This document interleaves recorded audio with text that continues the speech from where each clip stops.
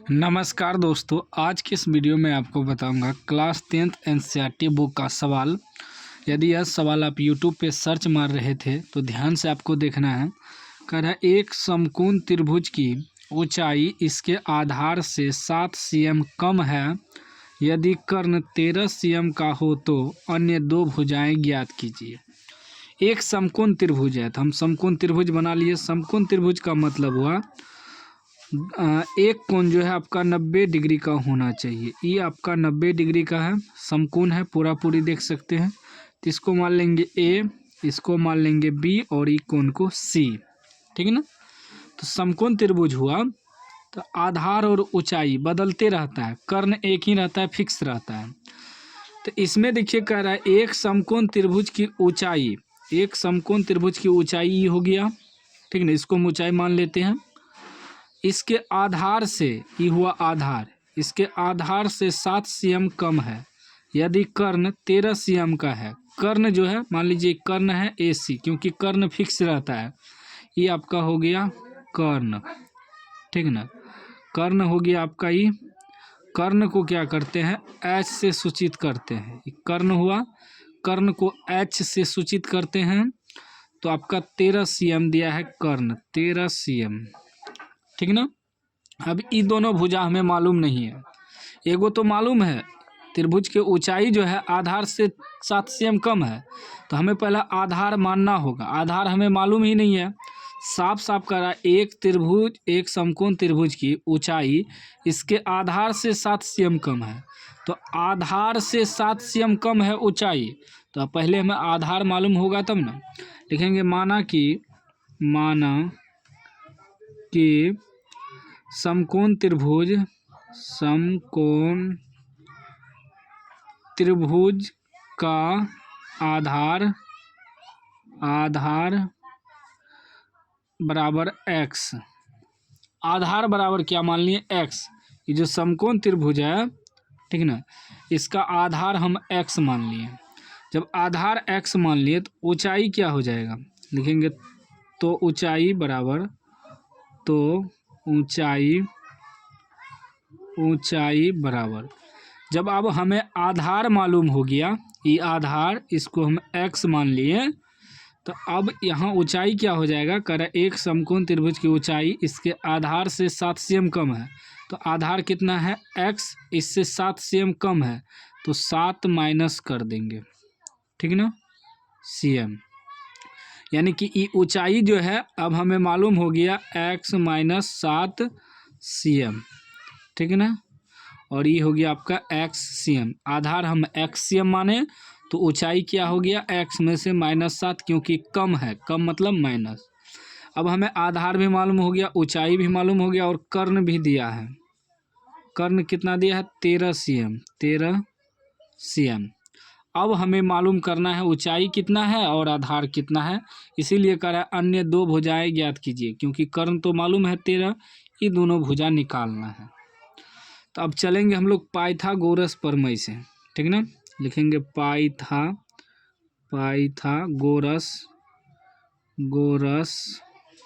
प्रमेय से। पाइथागोरस प्रमेय में क्या होता है, कर्ण का स्क्वायर बराबर लंब का स्क्वायर प्लस आधार का स्क्वायर। ठीक है ना, आधार का स्क्वायर। लंब मतलब हुआ ऊंचाई, ऊंचाई को ही लंब कहते हैं, याद रखिएगा।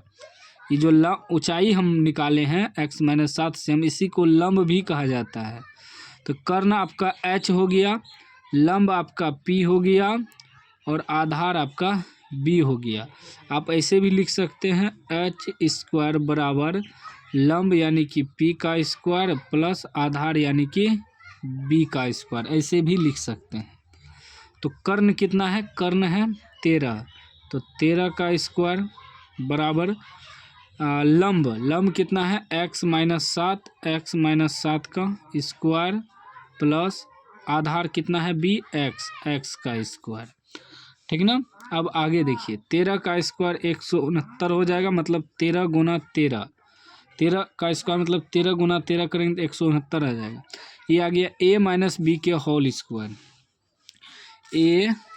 ए माइनस बी के होल स्क्वायर क्या होता है सूत्र, A square plus B square minus 2ab, ठीक ना। और उसी पे बैठाएंगे अब, तो यहाँ a की जगह x हो गया, b की जगह 7 हो गया, तो क्या होता है a स्क्वायर यानी कि x square plus b square, b यानी कि 7 का स्क्वायर माइनस 2a, a की जगह x इंटू b की जगह 7 प्लस ई एक्स स्क्वायर, ठीक ना।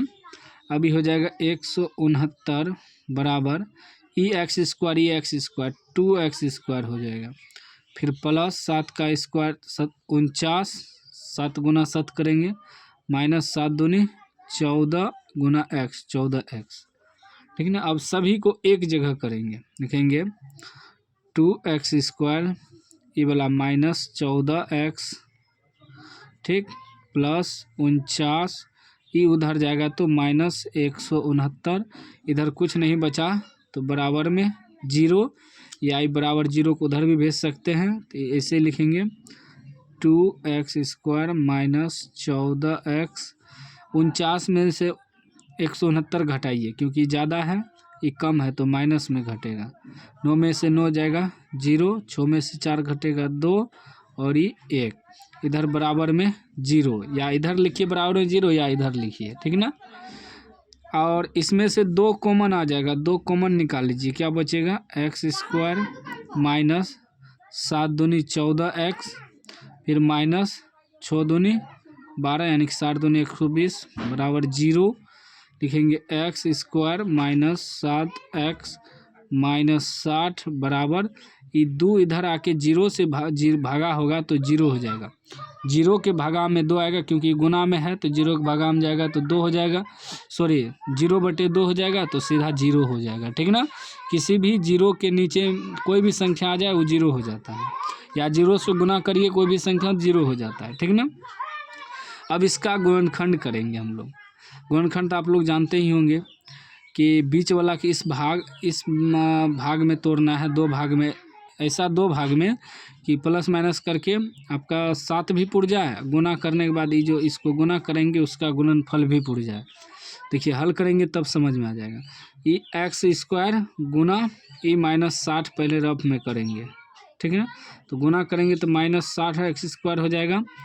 अब इस 7 को इस भाग में बांटना है 2 भाग में, कि गुना करने पे माइनस 60 एक्स स्क्वायर भी पुर जाए, जोड़ घटा करके 7 भी पुर जाए, ठीक ना, माइनस 7, तो 60 को तोड़ेंगे, 2 से तोड़ेंगे 30 दूनी 60, फिर 2 से तोड़ेंगे 15 दूनी 30, फिर 3 से तोड़ देंगे 5 तिया 15, 2 दूनी 4 तिया 12, 12 माइनस 5, 12 में से 5 घटाएंगे 7 भी आ जाएगा, गुना करेंगे तो 12 पंचे 60 भी आ जाएगा। लेकिन देखिए इसे माइनस में लाना है, तो 5 को प्लस कर देंगे, 12 को माइनस कर देंगे, तो 5 में से 12 घटेगा माइनस 7 भी आ जाएगा, और गुना करेंगे तो 12 पंचे माइनस 60 भी आ जाएगा। तो लिखेंगे एक्स स्क्वायर, 7 को 2 भाग में तोड़ेंगे, माइनस 12 एक्स है तो एक्स लगाएंगे, प्लस 5x और माइनस 60। देखिए इसको भी सेम उतार दे, इसको भी सेम उतार दे, सिर्फ इन दोनों के 2 भाग में बांटे बराबर 0, सिर्फ इसको। अभी दोनों में x कॉमन आ रहा है तो x ले लेंगे तो बचेगा x माइनस 12, ये दोनों में प्लस 5 कॉमन ले लेंगे तो बचेगा x माइनस 12 पंचे 60 बराबर 0। लिखेंगे एगो बाहर वाला x प्लस 5, एगो लिखेंगे दोनों कोष्ट में सेम है x माइनस 12 बराबर 0, ये हो जाएगा x प्लस 5 बराबर 0, तो x बराबर माइनस 5, इसको लिखेंगे x माइनस 12 बराबर 0, x बराबर प्लस 12 हो जाएगा उधर जाके। अब हमें x का मान जो है प्लस वाला रखेंगे 12, माइनस वाला नहीं रखेंगे, ठीक ना, 2 गो मान आया तो हम प्लस वाला रखेंगे। अब x का मान हमें 12 आया, तो हम देखिए x माने हैं त्रिभुज के आधार को, तो आधार क्या हो गया, आधार बराबर आपका 12 cm, और ऊंचाई बराबर क्या आया है x माइनस 7, तो x माइनस 7 तो x की जगह 12 रखेंगे, 12 माइनस 7, ठीक ना। 12 में से 7 घटाएंगे 5 cm, तो आपका आधार निकल गया 12 cm और ऊंचाई निकल गया 5 cm। यही दोनों आपका आंसर हो गया, ठीक ना।